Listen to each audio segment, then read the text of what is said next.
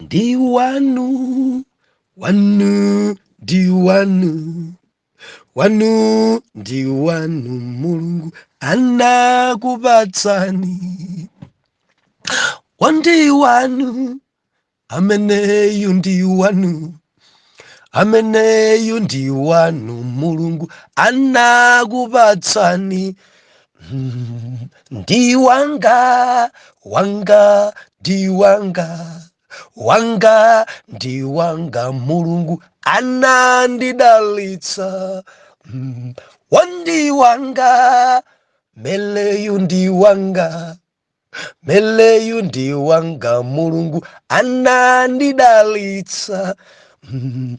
Ndi wanu, wanu, ndi wanu, wanu, ndi wanu Mulungu anakupatsani.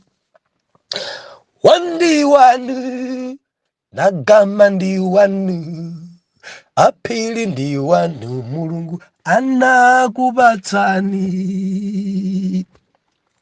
Ndikulandireni okondedwa omvera konse kumene muli.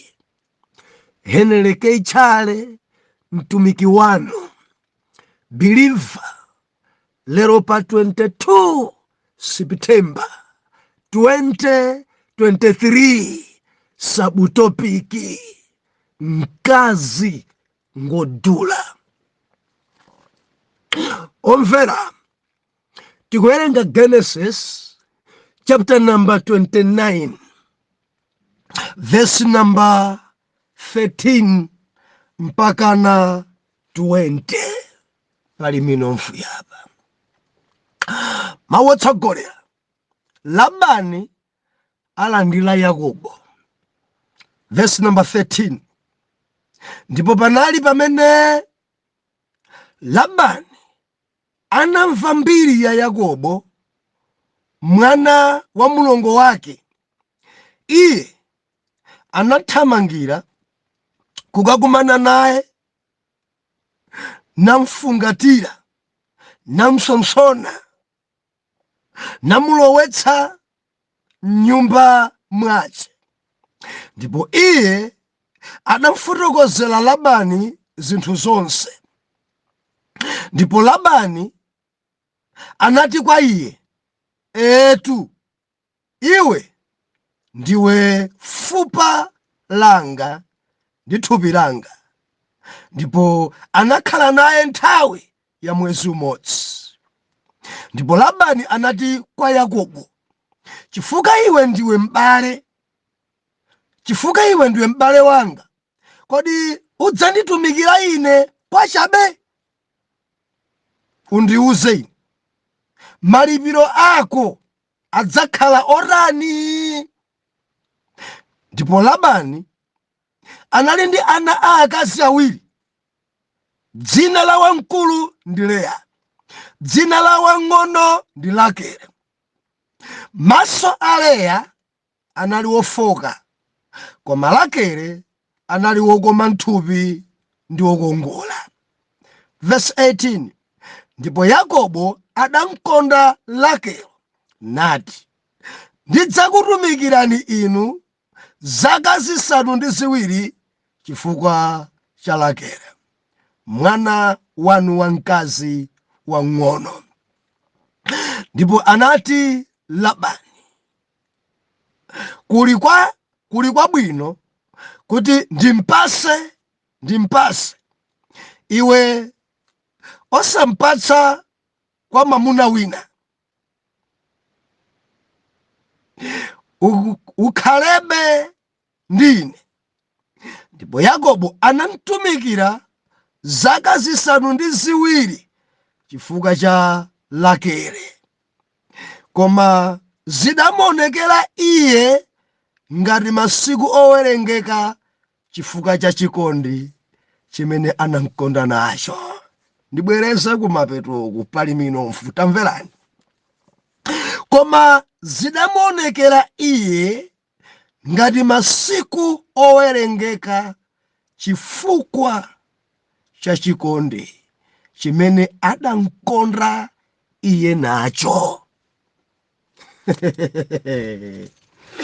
Okondedwa omvera, mkazi ngodula sitimarenga ulere sitimarenga ulere mkazi mundimva biliva dzolo tinali pano timanena kuti chifundo tikamanena chifundo ndi moyo othandizana kumukomerako mtima wina kuima ndi wina kudya ndi wina kuthandiza muyuda amadziwika choncho biliva amadziwika choncho kukhudzika dziko lino kuli anthu amene akukulukutika kwambiri anthu amene moyo wawo wafika pa mayo anthu amene ngakhale mavalidwe osalongosoka madyedwe osalongosoka ena akadya tsiku limene nkumangoti ameni ena kumangoyendera mwina madzi ndi tinatongodoloza dzinthu zili pawesi kwambiri biliva nimafuna kuti ndichite chokupempha usakhale chete imako ndi ena thandizako ena ana ambiri sakuphunzira and school fees yakwera kakweza ndi maperesente angati kaya ena kweza ndi 70%, ena kweza ndi 100%, ena kweza ndi 50% masecondary school. Endi masiku ano kuphunzitsa mwana biliva komeka limbika khala nazo ana mpira limakwalalamu aulephera pita sukulu. Ndinene ndinu oyera mtima musakhale chete dzulo ndimanena kuti mulungu adalola inu mukhale pa ntchito. Mulungu adalola kuti akulemeretseni mukhale onga mtsinje kuti anthu ena adzidalisika kumtundu kwanu adzidalisika. Thandizaniko ni wina, chitirani ni wina chifundo. Thandizani wina musakhale chete ndinopemphera. Ena sukulu adamaliza kale koma ntchito akusowa. Inu muli patsogolo mukapeza kampara adziwiseni abale. Adziwiseni muli patsogolopo pacholinga kuti ena dziafikire. Ayitaneni abale abwera adzaweke nanu pompo. Pali ena safuna kuyandikidwa ndi abale. Safuna. Mtundu wina sumafuna. Koma pali mtundu wina umafuna kwambiri. Mbale wanga abwere, wakuti abwere, wina uja abwere, nkumasakirana maganyu, nkumapezerana zintchito. Chifundo. Ndibwereze ponena kuti muli pamenepo pacholinga cha Mulungu. Ndinu abwana muli pamenepo pacholinga cha Mulungu. Thandizani ena amene akukulukutika. Imani ndi ena zinthu zisafike pawesi. Muli kunja kwa dziko langa muli kumeneko pacholinga cha Mulungu. Si maphunziro anu sikutchuka inu kumeneko mutati muyang'ane mukhoza kuona dzanja la Mulungu.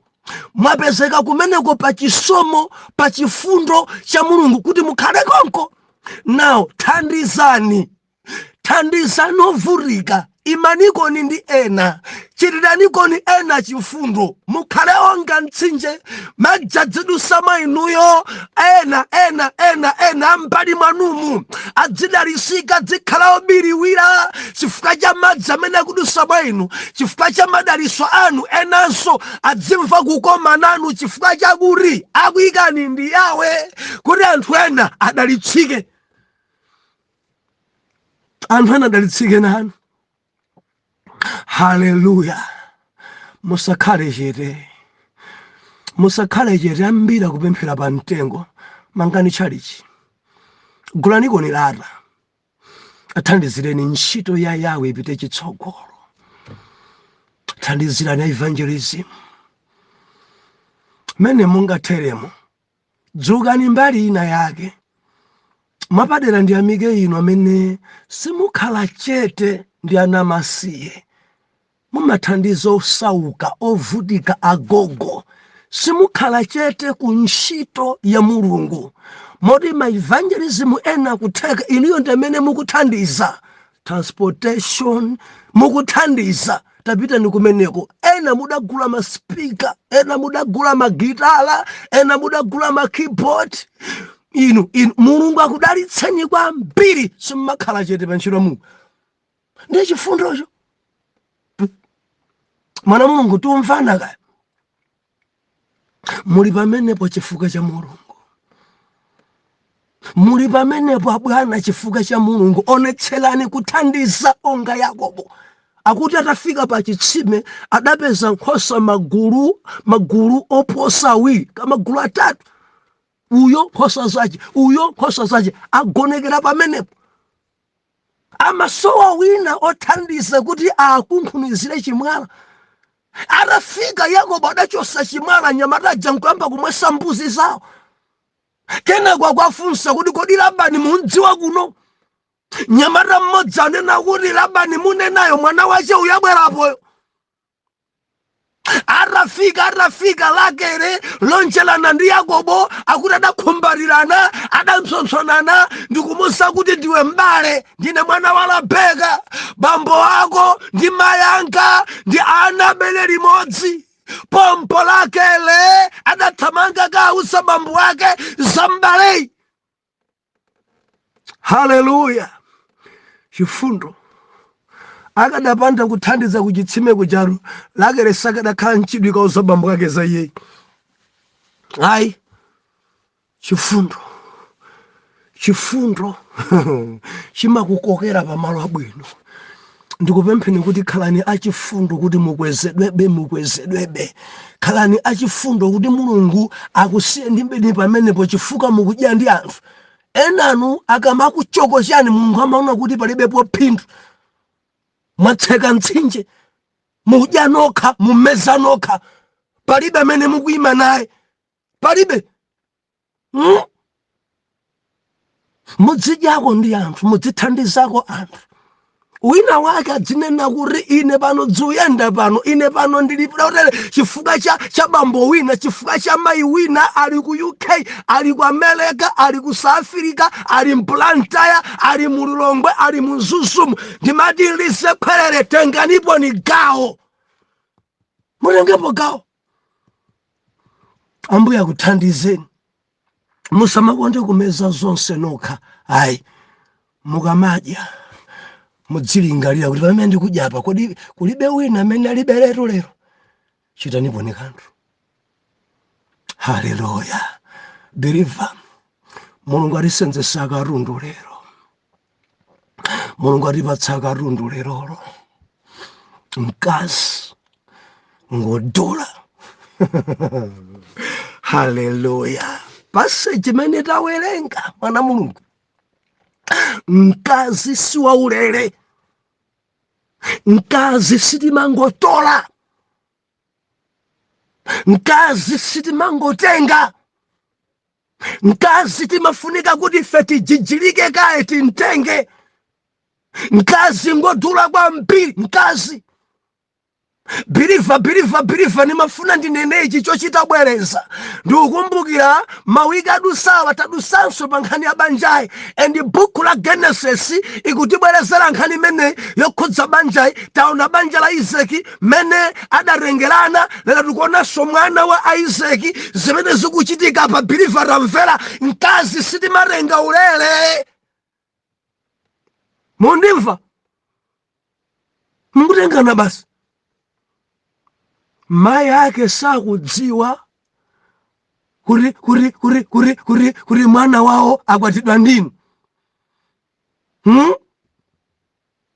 Muli naye kwanko akukudziwani mayi ake. Ndikunena ndinu mkazi muli nayeyi. Mayi ake mudantumikira. Bambo ake mudantumikira. Kodi bambo adarengeza ndaliso pa inu. Mudango kumana kurengana mpaka na pano muli nyumba mwayamba kubala. makolo wa mkaziyo mwathokoza ndi chani? Makolo wa mkazi mwapasa chani? Makolo wa mkazi koda kudalitsika nanu enanu akudandaula. Makolo wake a mkazi mudangobana mudangotolana moti ena akusakasaka kuti mwana wawo ali kuti inu mwamulowesa nyumba ndinu akazanga dalingi mayi ake akunsaka. Mkazi sitimatenga ulere.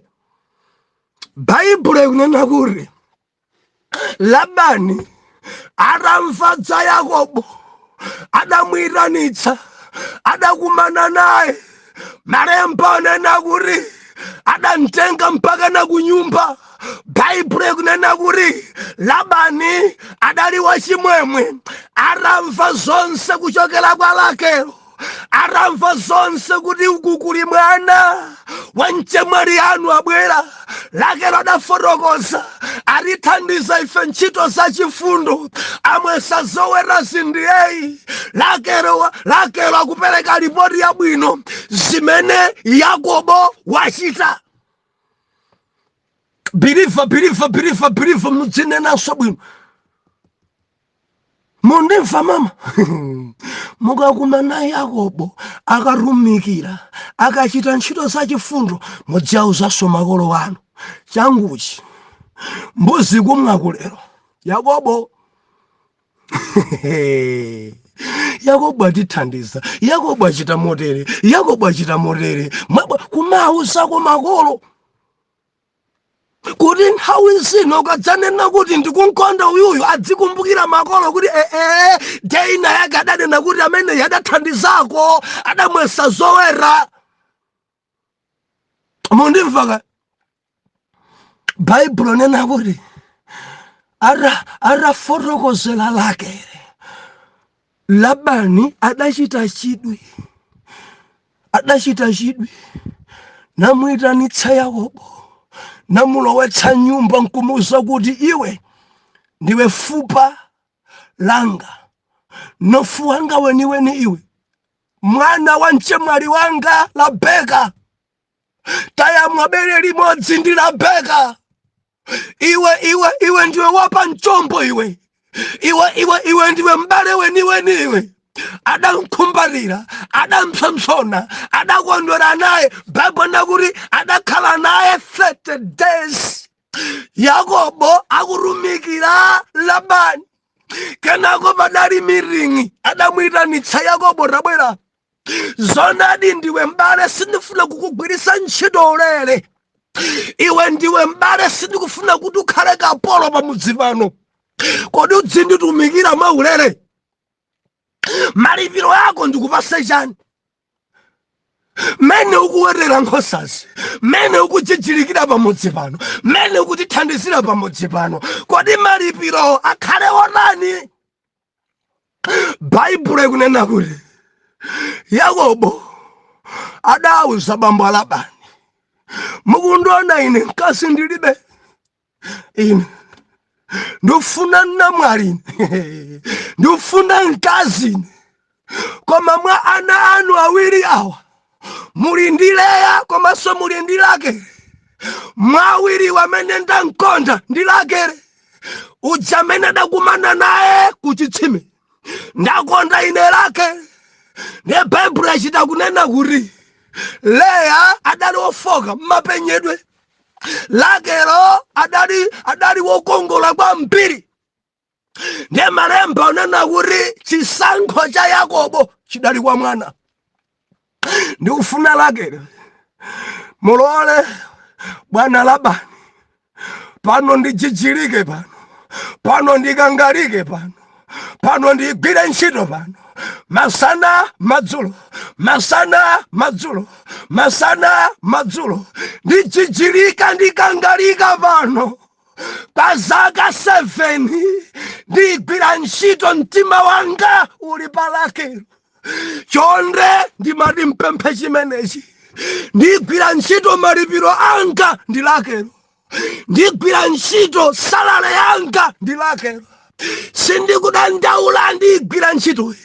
Baibulo inena kuti Labani adamvomereza pangadere gwira jijilika malemba nena kuri Yakobo adayamba ntchito, adayamba kuweta zoweta za Labani, adayamba kuzisamalira ndi kuzidyesa.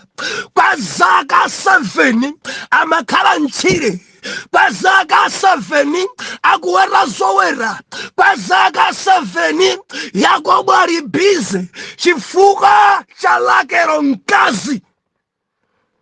Sitimangolola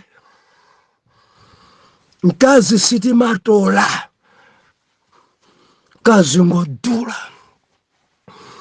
ngodula uyo Yakobo zaka 7 zionera kuti zaka 7 ntchito yogwira mama mpaka na madzulo. Kodi mukudziwa ntchito yoweta mbuzi ni ntchito yovuta kwambiri? Yoweta mbuzi madyedwe amakhala ovutikiranso. Mwina masana kuyendera poli jankaka ntchiremu muli zinthu, ntchiremu muli zobaya, Yakobo adakumana nazo ntchire zobaya, ntchiremu muli mavu, Yakobo kulumidwa ndi mavu chifukwa cha Rakele. Yakobo mpaka na nthawi zina nkuvulala magazi miyendomu, koma sakudandaula chifukwa cha chikondi chimene chili pa Rakele.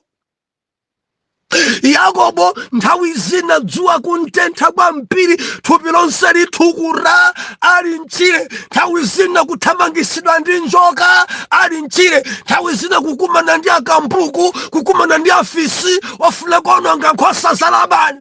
Yakobo akujijilika miyala m'manja kugenda afisi chifukwa cha Rakele.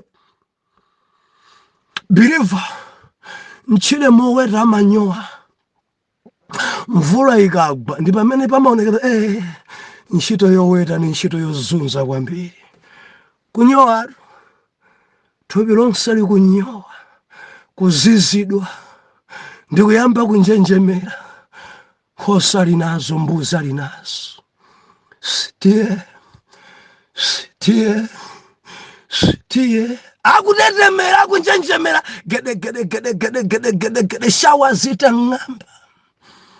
Alibenso chileni koti, alibe kuzunzika konseku chikondi palecho. Kazi ngodula aunjenjemera ndi malungo. Yakobo ali ntchire zimphanga za muluma. Yakobo udzudzu ukumkwidzinga. Yakobo akumanunkha ndowe. Yakobo mavu amuluma, nthawi ina nkhope nkumarupa, koma zonsezo Bilifa tamvera akuchita chifukwa cha chikondi.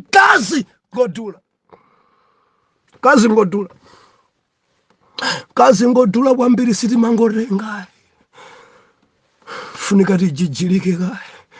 Mayi akadzichita amene zonadi, mwana angatengedwe chilipo pano, mkamwene amene ajijilika pamodzi pano. Haleluya. Atanyowa choncho amazitenganso ekha apita nazo kuchitsime kucha, chimwala chachikulu kwambiri, kuchigubuduza ekha, kuchitayako, kena kukatunge madzi. Ndikumabasa alelowa owetawa madzi akumayenda mitsinjemo. Ena mapita pa chitsime izi zamakono za masiku ano zikumangotani, kumangopopa, kumangojiga ndithu zitsimezi. Madzi kumangoenda, mbuzi nkumamwa. Koma tikunena kuti apa chidali chija chochita kuponya chikapu mkati, mwina kumangirira, mwina ngati beseni ya 10 liters kumatosa madzi, akakunkhuniza chimwala chicha, kumaponya chotungira mmene mucha, kumamwesa ziweto. imodzi kumwesa ikukura. Muganiza dali ntchito ya mtundu wanji omwesa ziweto? Simasewera. mpaka na zonse zimwe madzi, zonse zikwane ndi madzi, kenako anyamule nkhosa zija aende nazo mpaka nakazitsekere, akapita kaziwerenga kapeza zonse zili ndendende, palibe imene ayigulisa ntchire, palibe imene yagwidwa ndi afisi. Yakobo akujijilika, akuweka, afuna mkazi, afuna mkazi. Biliva sitimatenga ulere. Ndikunena ndi ena muli ndi mkazi mudangotola, makolo wache mupite mukaweke. Pitani ngati kumtundu kumenewo amafuna ng'ombe mupereke. Ena numudangopangana nawo apongozi, abasi nditenge ndithamanga mpaka na pano ng'ombe simudapereke. Muli bwanji kumpotoku mumaitha linu konko ng'ombe ena mudachachidwa ng'ombe 5 mpaka na pano ngakhale ndi imodzi imene simudapereka. Utambwali mayi ake kufuna muchichilike, bwanji mwantenga ulere? Inu amene muli kunsanje kuchikwawa mchigawo china chamene mumachajidwa, adachaja tufuna muntenge amene miliyoni ne mudapereka 100 dasa 900. Pano mpaka na ana mabereka 9 mpaka na pano simudapasa apongozi audandaula, matsoka ena apongozi audandaula. Mkazi sitimatenga ulere. Mundimvaka madela ena amene kuti akuno sitimachaja sitimalowola, kuno ayi, koma tamverani pamafunika beka ngachepe. Mundimva kugula simungathe kugula. Ndinene ndinu amene kamapereka ng'ombe, kamudapereka miliyoni, sukuti mwagula. Ayi munthu simungathe kugula. Ndi pang'ono pomwe amakhala zikomo, fuka mkazi yongodula kwambiri, mkazi ngodula sitimatenga ulere. Pang'ono pokhati mapereka chithokozo kwa makolo, kakuchaja ni 2 miliyoni ndi chithokozo chabe cha makolo, chifuka munthu ngodula simungathe kugula. Chifuka ena amazunza zimayiwa, ndakuperekera ng'ombe 5, mkazi kumangomenya, achoka ng'ombe zanga zimene. Mwalakwisa. Simungagule mkazi. Nthaina ni manena pano, simungagule mkazi. Bere yeni ya mkazi, bere yeni zigandanga zina, mpava zina, zachikunja zina, pakati apopo amagwira zimayi kwadula mabere. Ena bere yeni mpaka na kugula nazo zinthu zambiri ngodula munthu.